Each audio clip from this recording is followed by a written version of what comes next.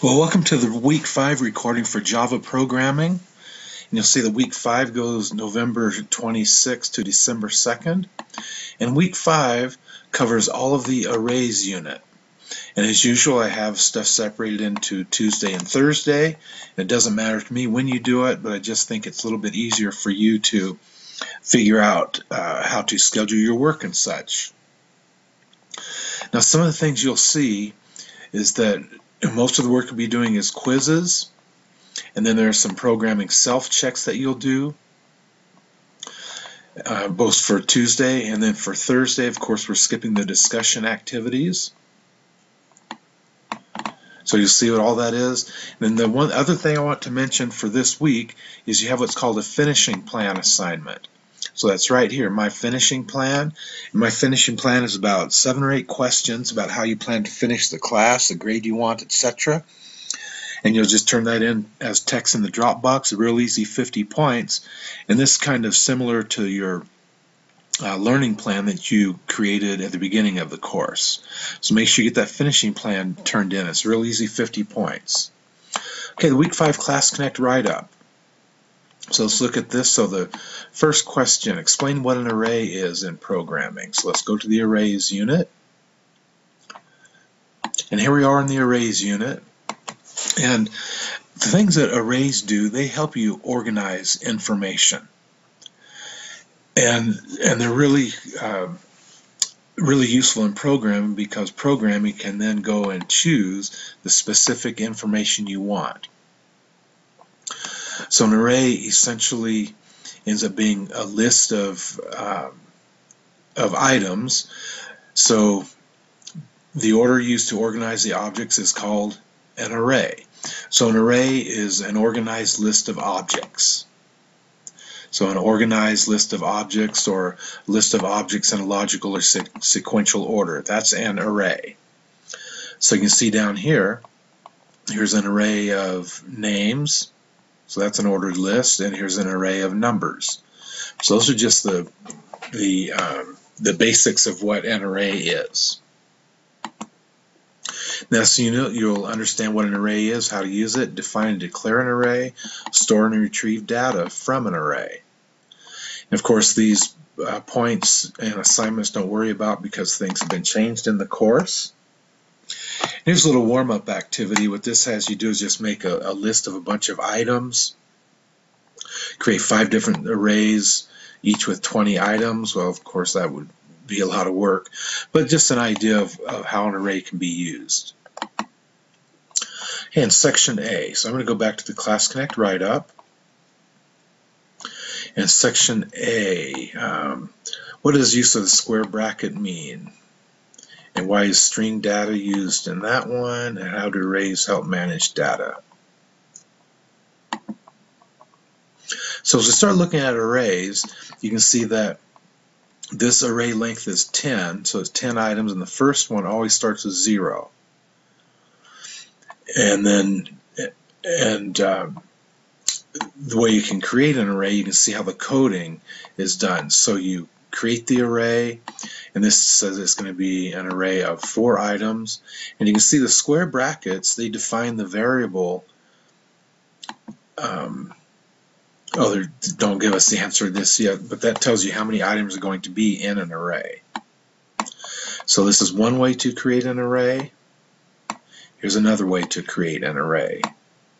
So you can see how those things can work.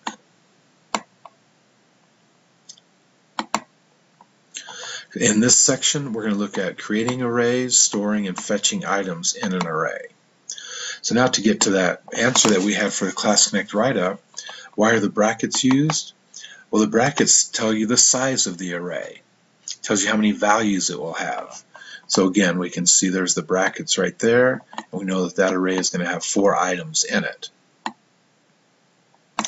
Now there's certain keywords in arrays, and we saw up above, when you create an array, you can see how they end up being created with INT as the key word that needs to be used.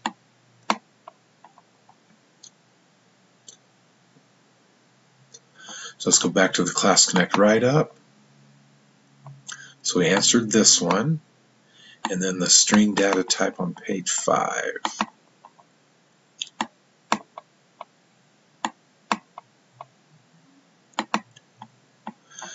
Okay, why use an array?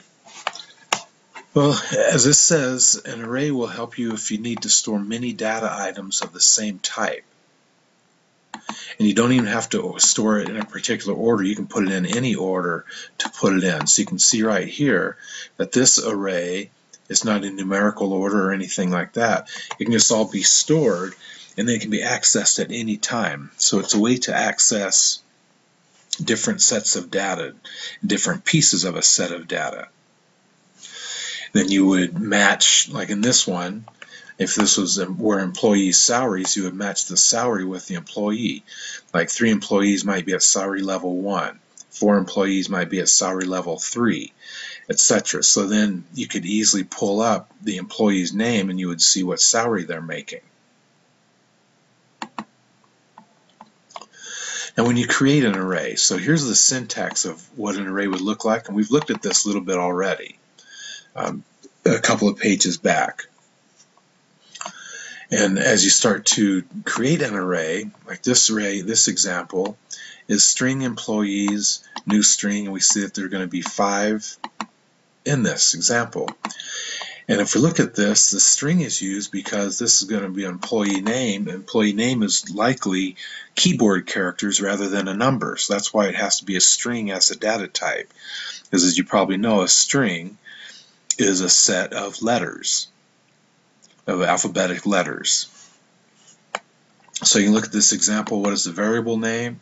Well, variable name is employees. So we're setting the string variable of employees, and it's going to be, the array is going to be 5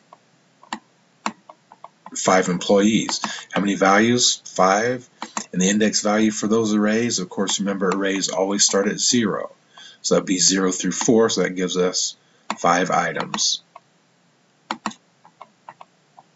Let's go back to the Class Connect write-up and let's see. Why is a string we use? How do arrays help manage data? So if we look at this sample of array information, now they help you store and retrieve large sets of data. And the way that they help, it's because you don't need to create a unique variable for each piece of data. You don't need to do A equals 5, B equals 6, etc. So that's how arrays make life easier. Let's go back to that write-up question. What did it say? How do arrays help manage data? Really, they help manage data because you do not need to create unique variables for each piece of data. That's how they help you. Another way that they help is they make repetitive operations easier. So arrays just allow the program to just go through the steps automatically and very quickly to find information. So that's how they can make life easier. Okay, as we move along, here's a little practice with arrays activities. Go through that multiple choice, see if you learned anything so far. Here's an example of an array. So if you look at this, you can see that there's a lot of things in there that maybe you're not familiar with. But let's see what this is trying to do. And this is going to put the number someone enters into an array in reverse order. So it's going to scan integers. So you're going to enter the size of your array. So maybe it'd be size 7. So you're going to put in whatever size you want for that array. And then it's going to print from the end to the beginning. So it's going to reverse the array. So you can see the class that it's identified is called reverse array.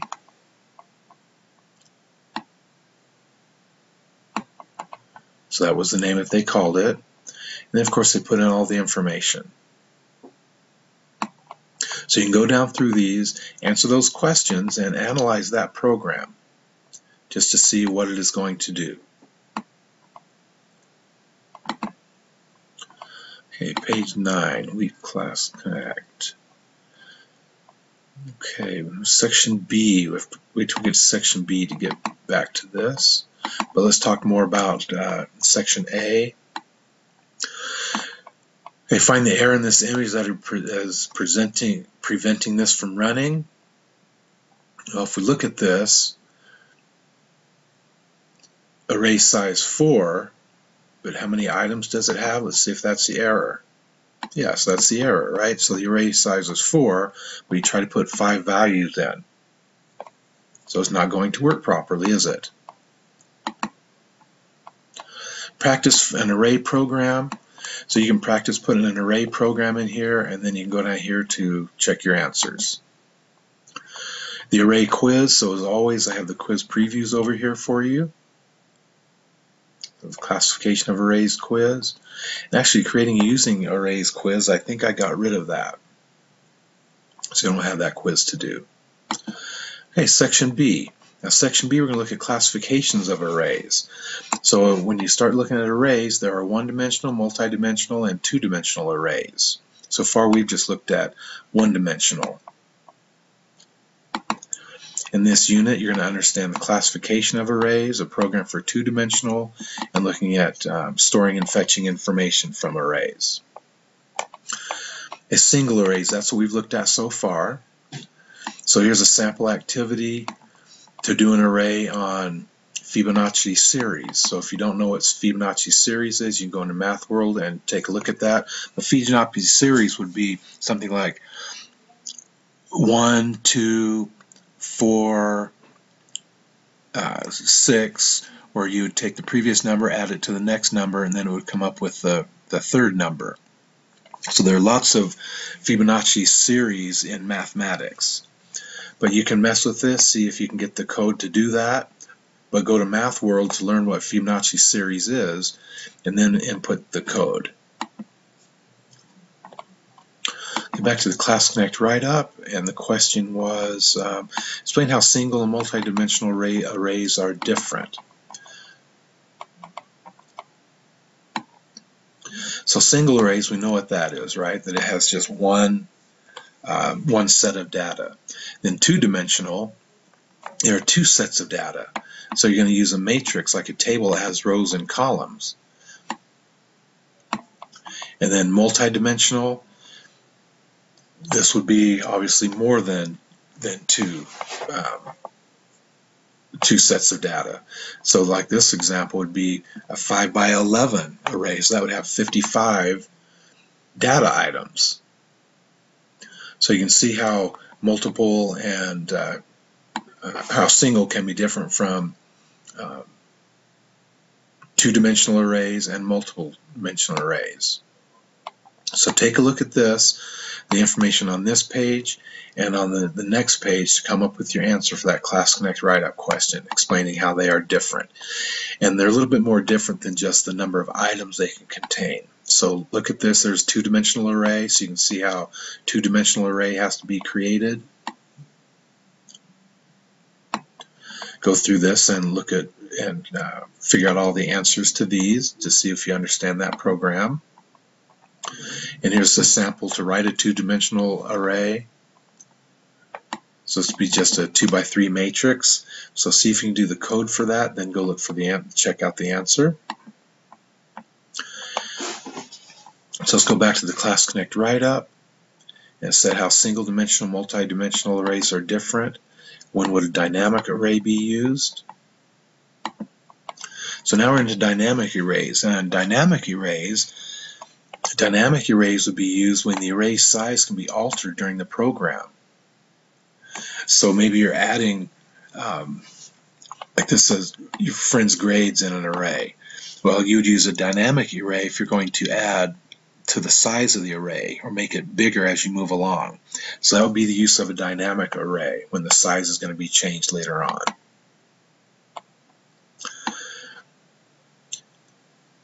Here's a sample array program, and you can see that they set the class dynamic array of integers, and they make it again dynamic because you don't know the exact size of the array when you first start it.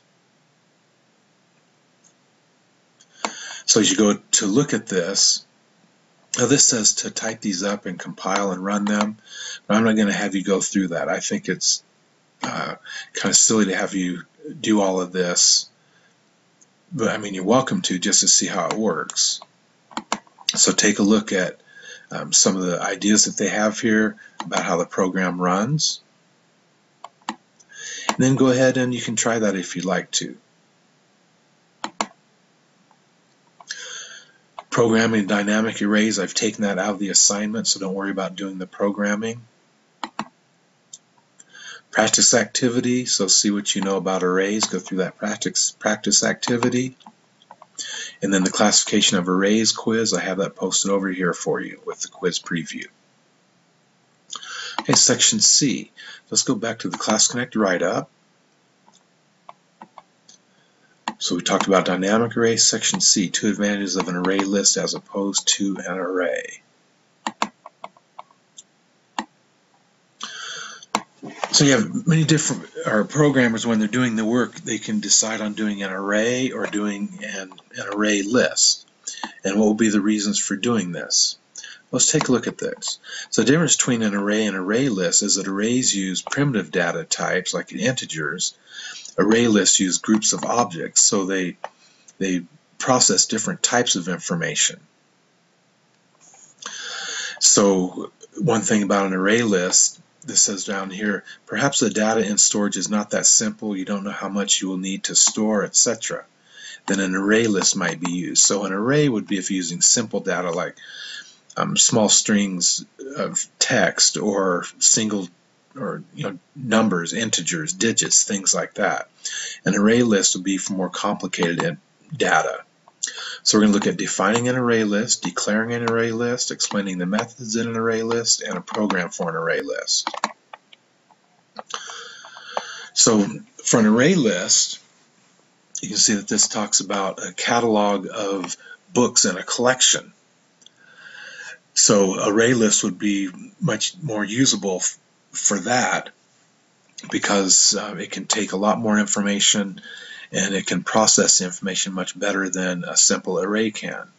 And an array list can automatically increase the size of the array, and it has different methods for inserting, deleting, and searching elements.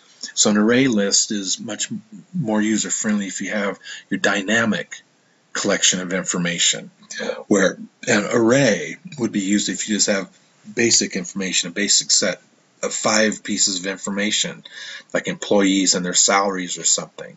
But an array list would be used if you had, employees moving in and out all the time. If it's ever changing, then you'd use an array list. Okay, one more. Class Connect write-up. Okay, we talked about Section C, an array list. We need to finish up Section C, so let's go back to that.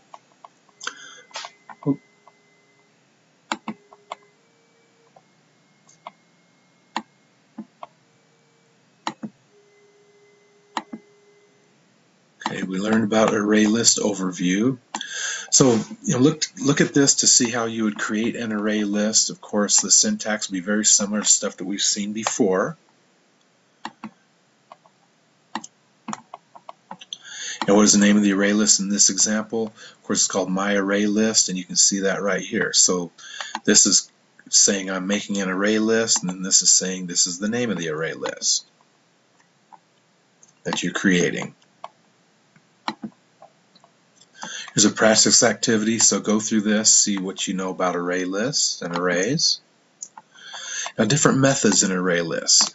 Now, the methods are what you can do within an array list. So you can see that there's a get where you can get the information from a specific location in an array.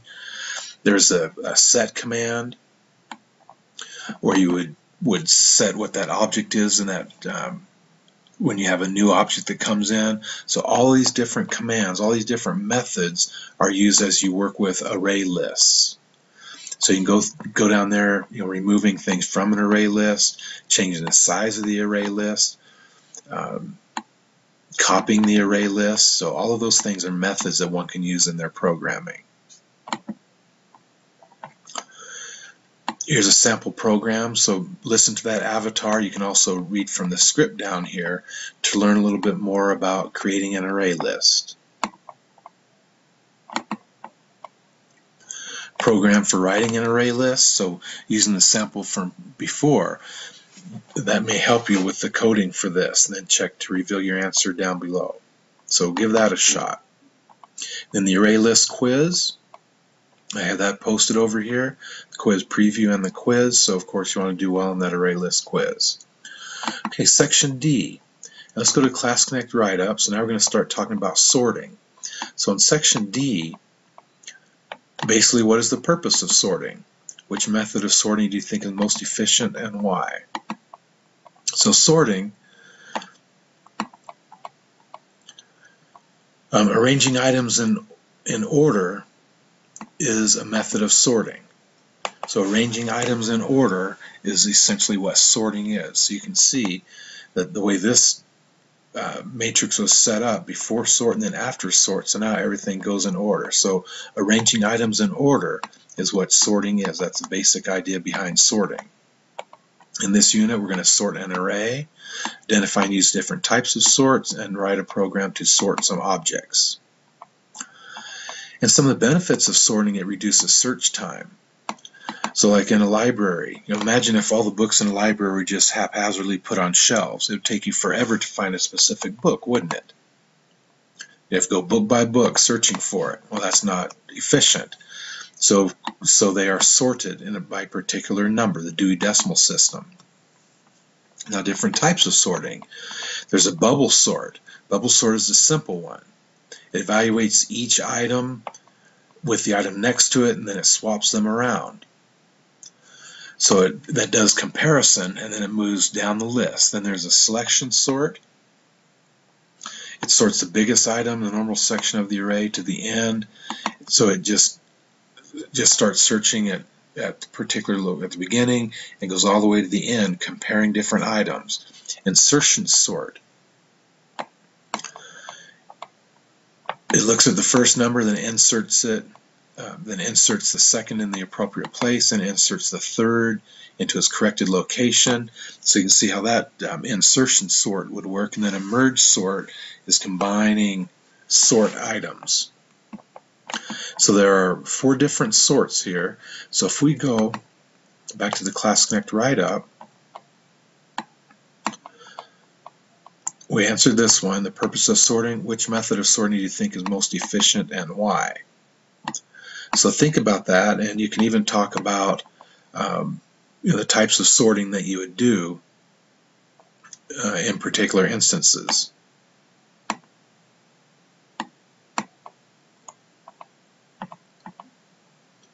So let's go back to wrap up this section on sorting. So discussion on sorting, we're not doing the discussions in the class, so don't worry about that. And actually that discussion question, that's essentially the question that I have in the Class Connect Write-Up. And moving on to page 7, there's a program that does a bubble sort. So it's going to do the sort in ascending order. So you can see right here, that tells us that it's doing ascending order.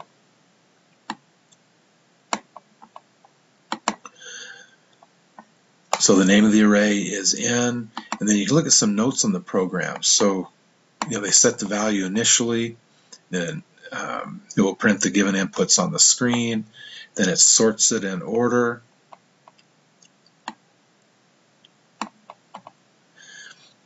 and then it creates a temporary variable, and the temporary is just kind of a holding place until the value can be sorted and be changed. Here's some demonstrations of bubble sorts. So take a look at those, just get more of an idea of what bubble sorts can do. Practice exercise in sorting, so go through that. And then practice activity in sorting. So write a program to arrange a set of numbers in descending order using a bubble sort. So give that a shot, and you can look at the answer down below. And then the sorting quiz. And I have that posted over here on the left for you. Okay, section E, the last section, and now we're going to look at searching. So let me go back to the Class Connect Write-Up. And our question on searching, what does it say? List and describe 2 main types of searching.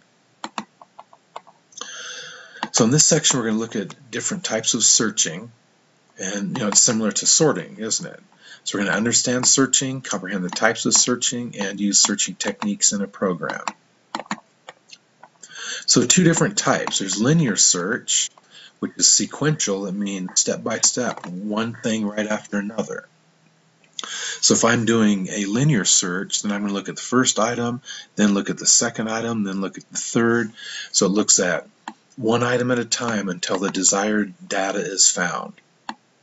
Then there's the binary search. Now this one up here, imagine if you had 1,000 items and the item you wanted was item number 950. It would take 950 iterations or chances for it to find the item you want. Now let's look down here at the bottom one. And actually, let's just say that if there were 100 items to compare these. So in linear search, if you had 100 items and yours was item 95 you wanted to find, it would go take 95 times to find it.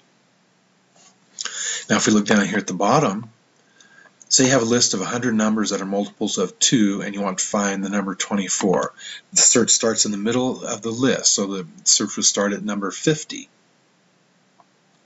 Since that number is larger than 24, then the search narrows the search to the numbers less than that number 50. So it starts at number 50, then it goes to the number 25, and then it would automatically find the number 24. So go to the number 25, then it would go to like number 12, then it would go back up to number half between 25 and 12, and eventually it would find number 24. So it compares things that are of greater or lesser value. In binary, because what that does is that bi means 2, so it splits the set of data in 2. So this could probably find, whereas like this one up here, we looked for the number 25 or 95 I talked about. Let's talk about linear search. If we were just trying to find the number 24 in a list of 100 numbers, then it would take 24 iterations possibly to find the number 24. Down here it might take 6 iterations to find the number 24. So linear search and binary search. So here's a linear search. You can see how this would, while the value is greater than 0, then it's going to go through this whole loop. So you can see it does an else loop, and if then else, and you've learned about those before. The binary search, a little bit more complicated as far as the programming, but you can see, so they're comparing the high and low, the value before and the value after an item. So you can see how that would work, how it would compare those different items. A practice activity on searching, so go through that, see what you know about searching. Binary search program, so you can take a look. Here's an example of a binary search. So the name of the array is N is the name of the array, so we can, where do they have that listed in here?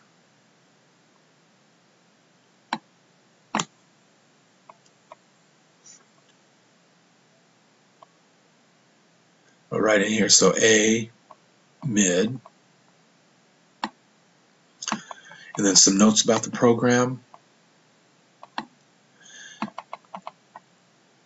Here the function binary search accepts an array as well as an integer to search. The search operation is carried out recursively, meaning numerous times. And the program quits when it returns the correct item. And then it prints out this line right here, found the item. Now here's an example that you could try this program based on the example that you saw previously. So you could give that a shot, and then you can go look at the answer to see how close you came. And the searching quiz, have that posted over here for you, of course. Searching quiz down below. And then of course you have the unit array project. We're not doing these projects like this. We're doing the research projects. So the research project for this is all about arrays. So you're going to be able to go in and do some of your own research to learn about arrays and turn in that project, the research project. So that's all I have for the arrays unit. Again, this is week 5. If I go back to the course home, We just covered the arrays unit, which was week 5. So the big items in this, you have a finishing plan you need to turn in, you have the Class Connect write-up to turn in, and then you have the unit research project. Other than that, you have a few quizzes in here. So I look forward to your work coming in and getting, you only have about 3 weeks left in this course, so hopefully you're moving on and getting some work done. So thanks everybody. I look forward to your work coming in. Bye.